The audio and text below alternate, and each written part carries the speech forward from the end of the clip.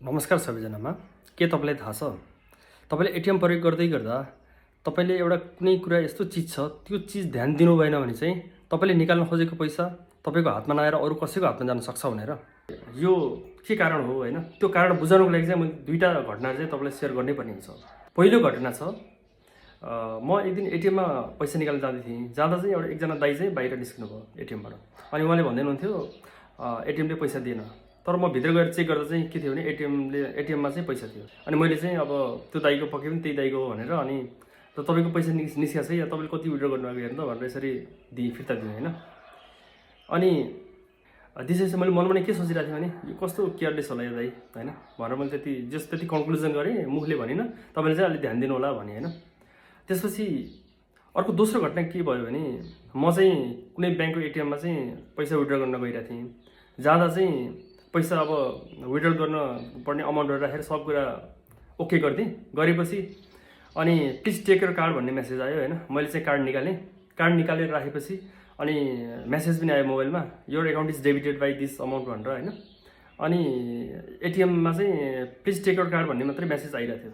लामो समय भयो। अनि म त्यति हतारमा थिइनँ होइन। अब मैले फेरि ट्राई गरौँ कि अर्को एटिएममा ट्राई गरौँ कि यसमै ट्राई गरौँ भनेर सोचिरहेको थिएँ। एकदम लामो समयपछि के अब नर्मली चाहिँ मान्छेसँग अलि हतार भएको बेलामा चाहिँ यति वेट गर्ने टाइम नै हुँदैन कि एटिएममा। लामो समयपछि अनि फुत्त पैसा आयो। त्यो पैसा फाल्दा चाहिँ डिस्पेन्सरको मेसिनको आवाज पनि घ्यारेर घुरेर होइन, त्यस्तो केही पनि थिएन कि। म यदि त्यो दिन चाहिँ एकदम हतारमा भएको भए चाहिँ सायद मेरो पैसा चाहिँ कसैको हातमा पर्थ्यो होला कि। त्यो भएर मैले चाहिँ फेरि पहिलो घटना, मैले अघि हजुरलाई सेयर गरेको पहिलो घटना चाहिँ रिकल गरेँ कि यस्तो पनि हुँदो रहेछ। यत्रो एटिएम प्रयोग गर्दै गर्दा पनि एउटा आफूले निकालेको पैसा चाहिँ अरूको हातमा जान सक्ने सम्भावना हुँदो रहेछ।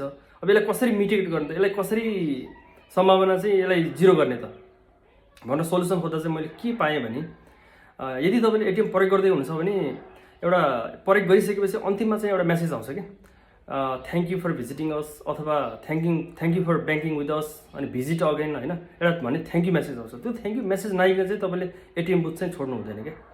त्यो नआइकन तपाईँले छोड्नुभयो भने चाहिँ एटिएममा चाहिँ कहिलेकाहीँ नेटवर्क स्लो भएर पैसा चाहिँ ढिला पनि आउन सक्छ होइन।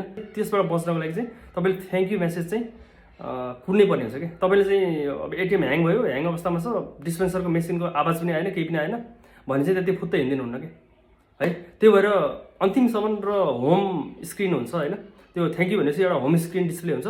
त्यो होम स्क्रिन डिस्प्ले भइसकेपछि मात्रै तपाईँले एटिएम बुथ छोड्नुभयो भने तपाईँको पैसा चाहिँ सुरक्षित हुन्छ।